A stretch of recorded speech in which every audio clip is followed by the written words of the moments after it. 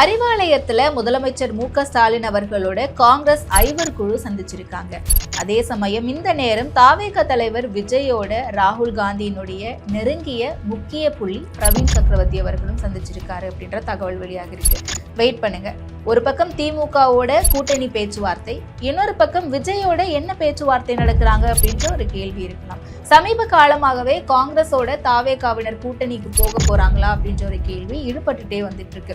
இதை உறுதிப்படுத்துற வகையில தான் இந்த சந்திப்பு நடந்ததா, இதனுடைய பின்னணி என்ன, ஒருவேளை இந்த கூட்டணி உண்மையாகுது அப்படின்ற பட்சத்துல இவங்களுடைய ஸ்ட்ரென்த் என்னவா இருக்கும், வீக்னஸ் என்னவா இருக்கும், இவங்க கண் முன்னே இருக்கக்கூடிய வாய்ப்புகள், ஆப்பர்ச்சுனிட்டிஸ் என்னவா இருக்கும் அப்படிங்கறத பத்தி தான் இந்த வீடியோல முழுமையா பார்க்க போறோம். வீடியோவை ஸ்கிப் பண்ணாம பாருங்க.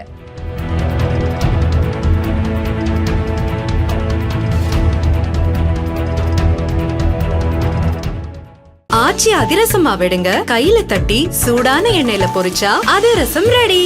ஆயுர்வேதம் ஒரு பொக்கிஷம், நம் ஆயுள் நீட்டக்கும் அற்புதம்.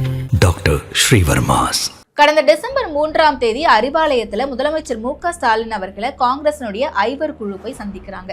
இந்த ஐவர் குழுவில் யார் யாரெல்லாம் இருக்காங்க, இந்த ஐவர் குழு எதற்காக போடப்பட்டுச்சு அப்படின்னு பார்த்தோம்னா, சமீபத்தில் விஜய் அவர்களோட கூட்டணிக்கு போக போறாங்களா காங்கிரஸ் அப்படின்ற பேச்சுவார்த்தை எழுந்துகிட்டு இருக்கும்போது தான் காங்கிரஸ்ல இருந்து காங்கிரஸ் மேலிட பொறுப்பாளரான கிரீஷ் ஜோடங்கர் அவருடைய தலைமையில ஒரு ஐவர் குழு அமைக்கிறாங்க. அவர் உட்பட, கிரீஷ் ஜோடங்கர் உட்பட தமிழக காங்கிரஸ் கமிட்டியினுடைய தலைவர் திரு செல்வ பெருந்தகை அவர்களும், அகில இந்திய காங்கிரஸ் கமிட்டியினுடைய செயலாளர்களாக இருக்கக்கூடிய சூரஜ் ஹெக்டே மற்றும் நிவேதித் ஆல்வா, இவங்க 2 பேரும், மற்றும் காங்கிரசினுடைய சட்டமன்ற குழு தலைவர் ராஜேஷ்குமார் அப்படின்ட்டு இந்த 5 பேர் கொண்ட ஒரு குழு அமைக்கிறாங்க தமிழகத்துல கூட்டணி பேச்சுவார்த்தை குறித்து பேசுவதற்காக. ஓகேவா?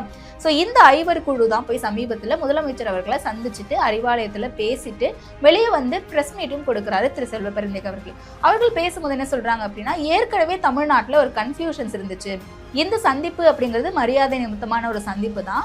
இந்த கன்ஃபியூஷன்ஸ் அப்படிங்கிறது கிழக்கா மேற்கா வடக்கா தெற்கா அப்படின்னு இருந்த சூழல்ல நாங்க திமுக கூட்டணியில தான் இருக்கும், எந்த திசையிலையும் போகல அப்படிங்கறத உறுதிப்படுத்துறதுக்கான ஒரு மரியாதை நிமித்தமான சந்திப்பு அப்படின்னு சொன்னாங்க.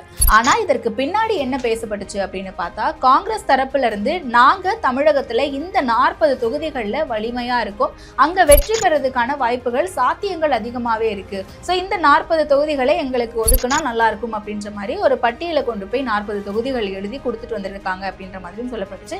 இது இல்லாம முதலமைச்சர் அவர்கள் தரப்புல இருந்து நாங்க இன்னும் குழு அமைக்கல, குழு அமைச்ச பிறகு நம்ம இதை பத்தி இன்னும் விரிவா பேசுவோம் அப்படின்னு முதலமைச்சர் சொன்னதாகவும் ஒரு தகவல் இருக்கு.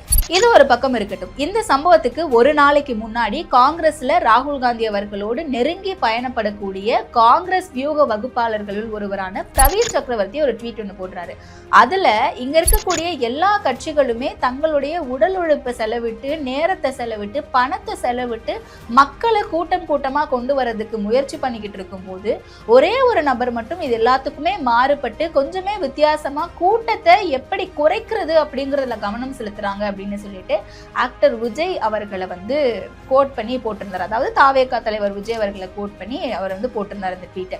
ஸோ இது பரவலா பேசப்பட்டுச்சு. விஜய் அவர்களுக்கு ஏன் இவர் இவ்வளவு முக்கியத்துவம் கொடுத்து இந்த மாதிரியான ஒரு ட்வீட்டை போடணும் அப்படின்னு சொல்லிட்டு, சரி ஓகே கூட்டம் அப்படின்ட்டு வரும்போது ஏதோ ஒரு விஷயத்தை ஐரோனிக்கலா சொல்ல விரும்புறாரு போல அப்படின்ற மாதிரி கடந்து போனாலும் கூட, காங்கிரஸார் ஐவர் குழு போய் முதலமைச்சர் அவர்களை சந்திச்ச அடுத்த நாளே வந்து பிரவீன் சக்கரவர்த்தி அவர்கள் விஜய பட்டினப்பாக்கத்தில் இருக்கக்கூடிய அவருடைய இல்லத்துல சந்திச்சாரு அப்படின்ற தகவல்களும் வெளியாகுது.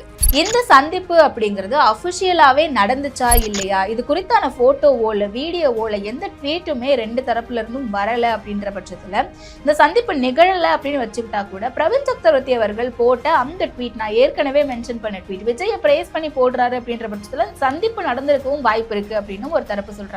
இதுல இருக்கக்கூடிய காரணம் என்ன அப்படின்னு பார்த்தோம்னா, பிரவீன் சக்கரவர்த்தி அவர்கள் கடந்த 2024ஆம் ஆண்டு நடந்த பாராளுமன்ற தேர்தலில் தமிழ்நாட்டுல மயிலாடுதுறை தொகுதியை தனக்கு ஒதுக்குமாறு காங்கிரஸ் கிட்ட சொல்லி திமுகவுக்கு ஒரு அழுத்தம் கொடுத்திருக்காரு. ஆனா திமுகவினுடைய நிர்வாகிகளுக்கு இவரோட இருக்கக்கூடிய அந்த ஒரு முரண் காரணமாகவோ இல்ல ஏதோ ஒரு சில காரணங்களால திமுக தரப்புல இருந்து மயிலாடுதுறை தொகுதியை இவருக்கு கொடுக்க மறுத்துதான் காங்கிரஸ்ல இருந்து இந்த மயிலாடுதுறை தொகுதிக்கு சுதா அவர்களை நியமிச்சு அவங்க வெற்றியும் பெற்று இன்னைக்கு எம்பியுமா இருக்காங்க. சோ இப்படி சுதா அவர்களுக்கு அந்த சீட்டை கொடுத்திருக்காங்க, தன்னை நிராகரிச்சுட்டாங்க அப்படின்ற ஒரு பர்சனல் வெஞ்சன்ஸ் இவருக்கு ஏற்கனவே திமுக மேல இருக்கு அப்படின்ற தகவலும் ஒரு பக்கம் சொல்லப்படுது. இப்படியான தகவல்களுக்கு மத்தியில திமுகவோட கூட்டணிக்கு போறதுக்கு இவருக்கு விருப்பம் கிடையாது. அதனால இவர் ராகுல் காந்திக்கு ஒரு நெருக்கமான ஸ்ட்ராட்டஜிஸ்டா இருக்கிறதுனால ராகுல் காந்தி கிட்ட சொல்லி தாவேகா கிட்ட போலாம் அப்படின்ற முயற்சிகளை எடுத்து வராரு அப்படின்ற தகவலும் வெளியாகிட்டு இருக்கு. இன்னொரு தகவல் என்ன அப்படின்னா, கரூர் சம்பவத்துக்கு பிறகு விஜய் அவர்களோட தொடர்ந்து பேசிக்கிட்டு இருந்தாரு ராகுல் காந்தி. இந்த சம்பவம் குறித்து விசாரித்தாரு, நட்பு ரீதியா விஜய் அவர்களுக்கு பக்கபலமா இருந்து வந்தாரு அப்படின்ற செய்திகள்லாம் நம்ம பார்த்திருப்போம். ஆனா பல முறை இந்த சந்திப்புக்கு பின்னாடி பிரவீன் சக்கரவர்த்தி அவர்கள் இருந்திருக்காரு திரு ராகுல் காந்தி அவர்களுக்கும் திரு விஜய் அவர்களுக்கும் மத்தியில அப்படின்னு சொல்லப்படுது. சரி, இது எல்லாத்துக்குமே ஒரு மூல காரணம் யாரு அப்படின்னு பார்த்தா ஆதவ் அர்ஜுனா அவர்கள். ஆதவ் அர்ஜுனா அவர்கள் ஏற்கனவே ஒரு ஸ்போர்ட்ஸ் பிளேயரா இருக்காரு. அதனால அவர் பலமுறை டெல்லிக்கு போயிட்டு வராரு சமீப காலமா அப்படிங்கிறத நம்ம பார்த்துருப்போம். ஆனாலும் கூட கரூர் சம்பவத்துக்கு பிறகு அவர் டெல்லிக்கு போனதுக்கான ரீசனா என்ன சொல்லப்பட்டுச்சு அப்படின்னா, சிபிஐ வழக்கு கேட்டு போறாரு இவரு, சிபிஐக்கு விசாரணை கேட்டு பாஜக கிட்ட போய் பேச்சுவார்த்தை நடத்திட்டு வராரு அப்படின்ற தகவல்களும் பார்த்திருப்போம்.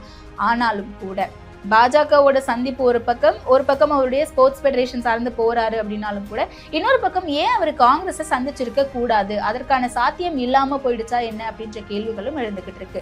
ஒருவேளை காங்கிரஸை சந்திச்சிருக்காரு அப்படின்னா யாரை சந்திச்சாரு, நேரடியா ராகுல் காந்தியை சந்திச்சாரா, அதற்கான பாசிபிலிட்டிஸ் இருக்கா அப்படின்லாம் பார்த்தோம்னா அங்க நிற்கக்கூடிய ஒரு நபரா தான் பிரவீன் சக்கரவர்த்தி இருக்காரு.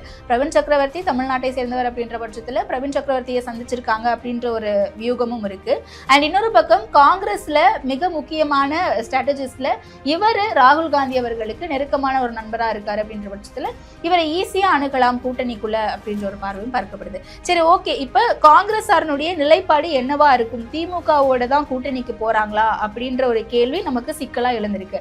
அதன்படி இன்னைக்கு திரு செல்வபிரந்திக் அவர்கள் கொடுத்திருக்கக்கூடிய ஒரு பிரஸ் மீட்டை பார்த்தோம் அப்படின்னா, செய்தியாளர்கள் பிரவீன் சக்கரவர்த்தி அவர்கள் சந்திச்சது குறித்த கேள்விகளை அடுக்கடுக்கா முன்வைக்கும் போது அவர் கொடுக்கக்கூடிய ஒரு பதில் அப்படின்னு பார்த்தா, நான் ஏற்கனவே சொல்லிட்டேன், எந்த திசையா இருந்தாலுமே கிழக்கு மேற்கு வடக்கு தெற்கு அப்படின்ற கன்ஃபியூஷன்ஸ் இருந்தாலுமே நாங்க அதை மரியாதை நிமித்தமான சந்திப்பு கூட்டணி திமுகவோட தான் அப்படிங்கறத உறுதிப்படுத்திருக்கோம் அப்படின்னு சொல்லியிருக்காரு. அதையும் தாண்டி அவர் என்ன சொல்றாரு அப்படின்னா, கூட்டணியை பொறுத்த வரைக்கும் அகில இந்திய தலைமை தான் முடிவெடுப்பாங்க அப்படின்ற ஒரு விஷயத்த சொல்றாரு. அண்ட் அது மட்டும் இல்லாம இங்க திமுகவோடையும் பேச்சுவார்த்தை நடந்துகிட்டு இருக்கு, ஆல்ரெடி கூட்டணியில தான் இருக்கும். அண்ட் பேச்சுவார்த்தை நடத்திக்கிட்டு இருக்கும் தொகுதி பங்கீடு குறித்தும் அப்படின்றது நான் ஏற்கனவே சொல்லியிருந்தேன் அப்படிங்கறது சொல்றாரு. அண்ட் அது மட்டும் இல்லாம அகில இந்திய தலைவர்கள் என்கிட்ட எதையுமே சொல்லல, ஏன்னா நான் இங்க மாநில தலைவரா இருக்கேன், அகில இந்தியால இருந்து எனக்கு எந்த ஒரு இன்ஃபர்மேஷனும் வரல, நீங்க போய் பேசுங்க அப்படின்னோ இல்ல இன்னார் போய் பேசுவார் அப்படின்ற ஒரு தகவலுமே எனக்கு எந்த முறையிலையும் வரல அப்படின்ற மாதிரி சொல்லி அதை முடிச்சிடுறாங்க. ஸோ இது மட்டும் இல்லாம செய்தியாளர்கள் இன்னும் சில நிகழ்வுகளையும் சுட்டிக்காட்டி கேள்வியா கேட்கிறாங்க. சமீபத்துல காங்கிரஸ் தரப்புல இருந்து தாவேகா கிட்ட கூட்டணி பேச்சுவார்த்தை நடத்துறாங்களா அப்படின்ற கேள்வியை எழுப்பிய சில சந்திப்புகள் குறித்தான கேள்விதான் அது.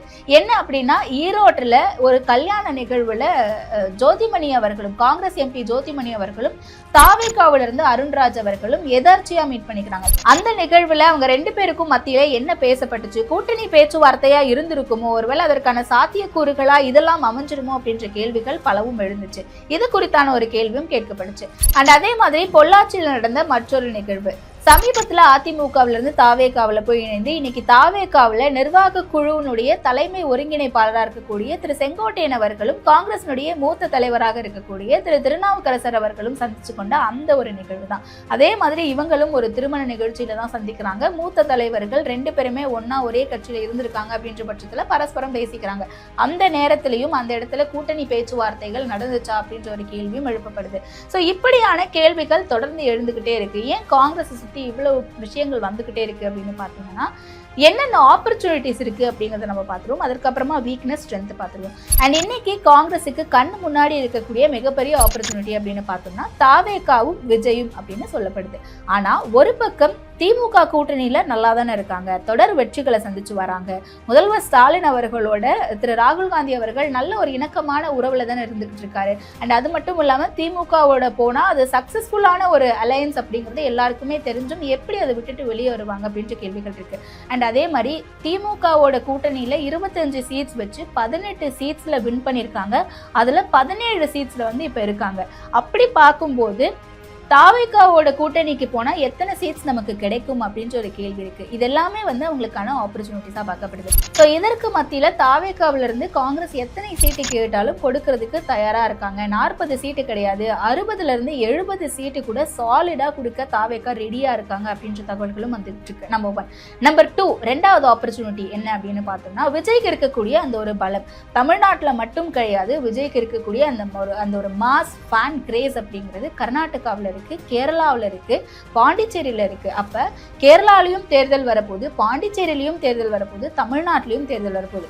இந்த 3 டாட்ஸையும் கனெக்ட் பண்ணி பார்த்தோம் அப்படின்னா இவங்களுக்கு இங்க இருக்கக்கூடிய விஜயினுடைய அந்த கிரேஸ் அப்படிங்கிறது ஓட்ஸா கன்வெர்ட் ஆகும். அப்ப விஜயோட நமக்கு போறோம் அப்படின்னா நம்மளுடைய செல்வாக்கு அப்படிங்கிறது தமிழகத்தை தாண்டி புதுச்சேரியிலும் சரி, இந்த பக்கம் கேரளாவிலையும் சரி, நம்மளுடைய செல்வாக்கை நம்ம பயன்படுத்தி இன்னும் நம்ம கட்சியை வலுப்படுத்தலாம், பலப்படுத்தலாம் அப்படின்னு சொல்லப்படுது. ஸோ இதெல்லாமே கண்ணு முன்னாடி இருக்கக்கூடிய ஆப்பர்ச்சுனிட்டிஸ். பட் இது எந்த அளவுக்கு பாசிபிளா போய் முடியும் அப்படின்னு தெரியல. அண்ட் வீக்னஸ், என்னதான் காங்கிரஸ் விஜய் நம்பி போனாலும் கூட, விஜய்க்கு இவ்வளவு பெரிய படைபலம் இருந்தாலும் கூட, இவ்வளவு பெரிய கூட்டம் வந்தாலும் கூட, பிரவீன் சக்கரவர்த்தி அவர்கள் சொன்ன மாதிரி காசு கொடுக்காத கூட்டம் வராங்க, கூட்டத்தை எப்படி கட்டுப்படுத்துறது, கம்மிப்படுத்துறது அப்படிங்கறத விஜய் அவர்கள் யோசிச்சுக்கிட்டு இருக்காரு. ஆனாலும் கூட இவங்க எல்லாருமே ஓட்ஸா கன்வெர்ட் ஆவாங்களா? ஏன்னா இதுவரைக்கும் எந்த தேர்தலையும் வாக்கு நிரூபிக்காத ஒரு கட்சி அப்படிங்கறத நம்பி காங்கிரஸ் போறது அப்படிங்கிறது காங்கிரஸுக்கு பலகீனமா போய் முடியறதுக்கான வாய்ப்புகளும் இருக்கு அப்படின்னு சொல்றாங்க. ஏன் அப்படின்னு பார்த்தோம்னா, சரி ஓகே, ஓட்ஸ் வரதுக்கான பாசிபிலிட்டிஸ் இருக்கா இல்லையா அதை மக்கள் தான் தீர்மானிப்பாங்க அப்படின்னு விட்டாலும் கூட 2024ல் 40 தொகுதிகள், 40 எம்பிக்கள் அப்படியே லம்பா வச்சிருக்காங்க, எம்பி தொகுதிகள்.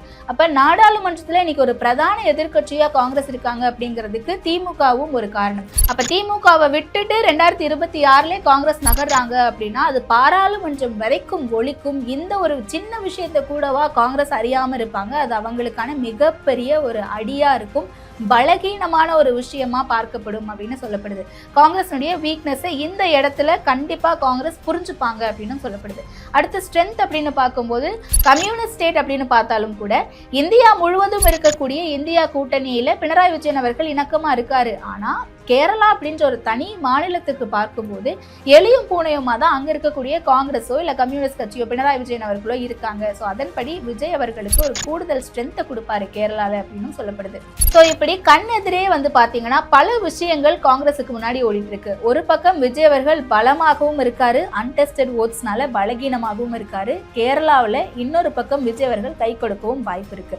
ஸோ இதெல்லாம் வச்சு பார்க்கும்போது திமுகவை காங்கிரஸ் விட்டு போறாங்க அப்படின்ற பட்சத்துல என்ன மாதிரியான விளைவுகளை காங்கிரஸ் சந்திக்க போறாங்க? அது வெற்றியாகவும் இருக்கலாம், தோல்வியாகவும் இருக்கலாம். அந்த விளைவு என்ன மாதிரியா வேணாலும் இருக்கலாம் அப்படின்னு சொல்லப்படுது. காங்கிரஸ்ல இருந்து சில கலக குரல்கள் எழுந்துகிட்டே தான் இருக்கு. ஏன்னா காங்கிரஸ்லயே நிறைய குரூப்ஸ் இருக்கிறத நம்ம பார்க்க முடியுது.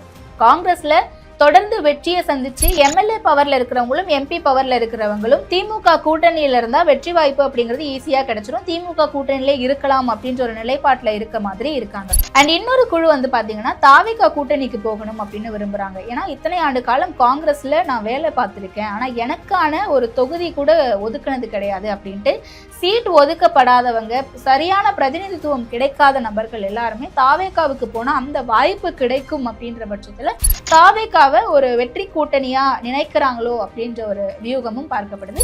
தாவேகா கூட்டணிக்கு போனா சீட்ஸ் அதிகமா கிடைக்கும், சீட்ஸ் அதிகமா கிடைச்சா நமக்கான முக்கியத்துவம் கிடைக்கும், நமக்கான சீட்ஸை கேட்டு வாங்கலாம் அப்படின்ற ஒரு விஷயமும் இருக்கு. அண்ட் இன்னொரு குழு இருக்காங்க, அவங்க என்ன சொல்றாங்க அப்படின்னு பார்த்தா எந்த கூட்டணிக்கு வேணாலும் போகணும், ஆனா அதிகார பகிர்வு அப்படிங்கறத கேட்டு வாங்கணும் அப்படின்னு சொல்லிட்டு. தமிழ்நாட்டை பொறுத்த வரைக்கும் அதிகார பகிர்வு அப்படின்ற ஒரு விஷயத்தை இதுவரைக்கும் தமிழ்நாடு கண்டிருக்குமா அப்படின்றது ஒரு கேள்விக்குறியாவே இருக்கு. இப்படி இருக்கக்கூடிய ஒரு பட்சத்துல அதிகார பகிர்வு வேணும், அப்படி கொடுக்கக்கூடிய ஒரு கட்சிக்கு தான் நம்ம கூட்டணி போகணும் அப்படின்ற ஒரு குழு காங்கிரஸ்ல இருக்கு. இப்படி காங்கிரஸுக்குள்ளேயே பல கலக்க குரல்கள் எழுந்துகிட்டு இருக்கும் போது இவங்க ஒரு பக்கம் ஐவர் குழு போய் முதலமைச்சரை சந்திக்கிறாங்க.